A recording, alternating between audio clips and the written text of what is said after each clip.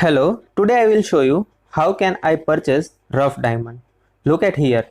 These are the rough diamonds, and whenever I am purchasing any rough diamond, I see the clarity of that diamond. After that, I see what is the exact weight of that diamond and what is the rough diamond's color. So these are the basic method. You have to just see three main priority. What is the color of that diamond, what is the size of the diamond, and what is the clarity of the diamond.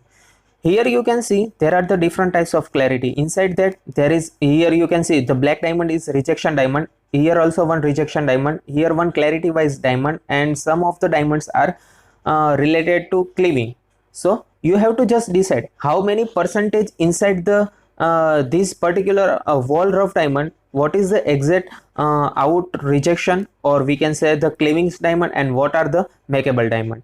After that you have to decide it is capable. If I purchase this rough diamond in $50, can I make this price after selling in the market? Here you can see the small size of diamond. You never make money from the small size diamond because the manufacturing cost is going to huge on that particular rough diamond. So you have to just sell it directly to local market. You can, whenever you go in any company for purchasing a rough diamond, you have to decide whether it is good for you or not, and the depends on which color and which clarity you have to obtain. So basically you have to watch a single diamond, after that decide that is makeable diamond or not.